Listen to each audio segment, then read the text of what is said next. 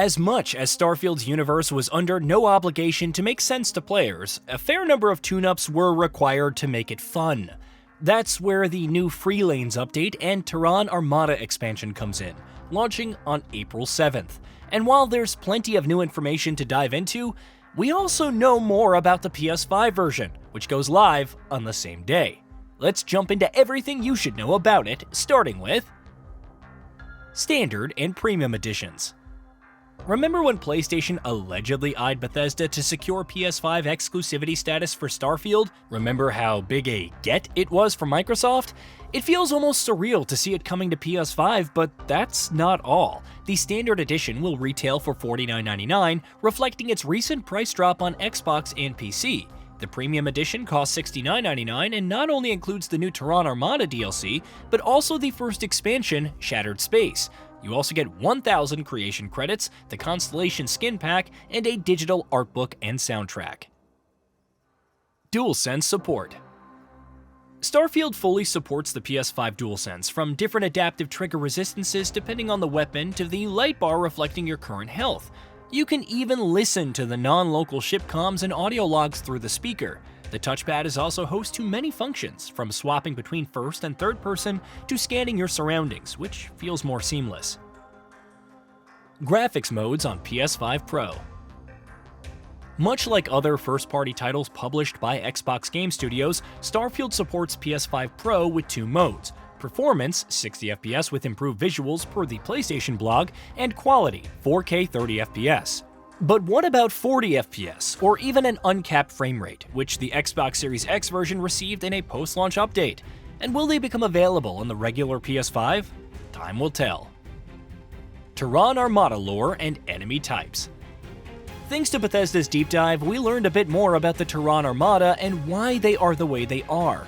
As it turns out, they were previously part of the United Colonies and Freestar Collective, but when the Colony War broke out, they chose to abandon the settled systems rather than participate.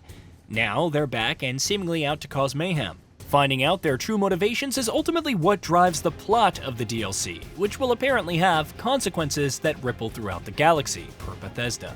If the Terran Armada thinks of itself as Earth's true children, then one has to ask, why all the robots? That's probably one of the mysteries that the player must solve, not that there aren't humans to deal with as well. But you'll battle quite a few different tiers of robot foes, from the rank-and-file soldiers to lieutenants with some variants thrown in. It feels like Bethesda is keeping some of those other types close to its chest, so expect the unexpected. Incursions. Which also ties into the new Incursion system. These appear throughout the settled systems, with some mandated by the story and others made optional, offering extensive loot. Depending on the size and scale of the incursion, you'll have multiple objectives, like rescuing hostages, setting a refinery to melt down, and shutting down the Terran robots. But be careful though, since they have jammers which can prevent grab jumps, meaning only cruise mode is viable for escape. Delta. Model G and Muria are companions for base game players, but Terran Armada owners get something even better: Delta. He's a robot from the Terran Armada that's been reprogrammed. By whom and why? Unknown. However, designer Emil Pagliaro described him as not evil, but he's definitely not good. Your average KOTOR fan is probably getting flashbacks to HK-47, and you have to wonder how Vasco will get along with him. Anchor Point Station. A new era for the game demands a pivotal new location where players can discover quests. An Anchor Point Station it is. You'll have to find it, which won't be too hard, and upon landing, there are several new characters and quests to discover. How deep the rabbit hole goes remains to be seen, but it does tie together with Free Lanes. Interdiction Events. Since you can travel between planets in a star system courtesy of cruise mode, there are various discoveries and anomalies to be had. And while you could just put the ship on autopilot and craft, chat with crew members, optimize systems with recently discovered X-Tech and so on, something may suddenly pull you out of cruise mode. Known as interdiction events, these may result in the ships being attacked, or worse, per Bethesda, and you'll need to respond accordingly. New MGP Weapons. New threats means new corpses to loot with new weapons, including the MGP ballistic rifle. Unlike the guns circulating in the settled systems, these are described as more contemporary and less sci-fi. ballistic and energy weapons abound, and you can modify them to your liking. Based on what we've seen so far, they have a satisfying kick with each shot while packing a significant punch. New Rank 4 Legendary Perks. With X-Tech, players can now freely customize legendary weapons with their desired perks, but the real fun begins at Rank 4. It packs several new perks that can completely revamp a weapon. Thanks to the deep dive, we've learned about a few more options, including Reckless, which reduces the magazine size to 1 and cuts your health in half, but increases weapon damage by 500%, making it a fantastic option for snipers.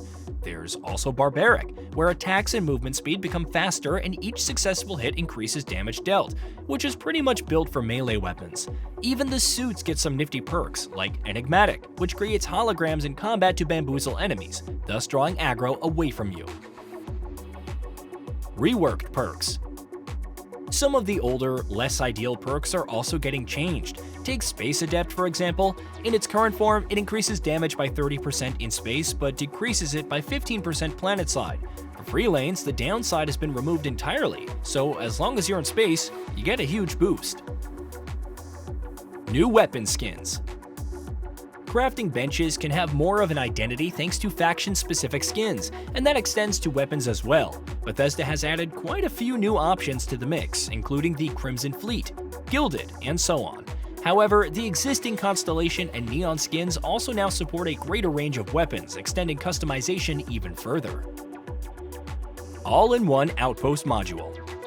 As cool as shared outpost storage and a Milliwell pet can be, sometimes you just want to throw down a base on a desolate planet. You know, a short stopover before going on your way. That's where the new elevated cabin comes into play, serving as an all-in-one, fully furnished module with all the essentials, and you can still customize it as you see fit, moving or replacing the furniture entirely. New Terran Armada ship parts. We've already gone over the new ship modules and how they enable functions like cloaking or an EMP.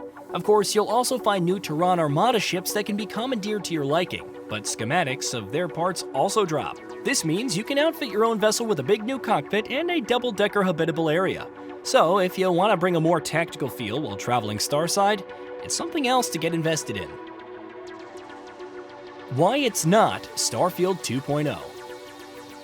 Rumors have been claiming that this isn't a Starfield 2.0. Todd Howard has been saying the same before the update's reveal, and now lead creative producer Tim Lamb has reiterated the fact once more. During a roundtable Q&A, the latter said he would push back against the notion. There's a narrative baked into what the label would mean. We looked at a number of systems where we had interest or had heard things from the community, and we tried to level up a number of them. Free lanes is huge, and getting it to work with all of the existing content we shipped at launch was significant, but I wouldn't call it 2.0. A number of systems have been made incrementally better. We've added a ton of content, it's the best version of Starfield. To that end, Bethesda still has things that it wants to pursue in the future and teased how there's a lot more in the lore. Regardless, if you've never played Starfield, then Free Lanes and Terran Armada would be the best time to jump in. Hey, did you know that we at GamingBolt upload new videos every day? Stick around, drop a like, subscribe, and hit that bell. And let us know what kind of content you'd like to see in the future with a comment below.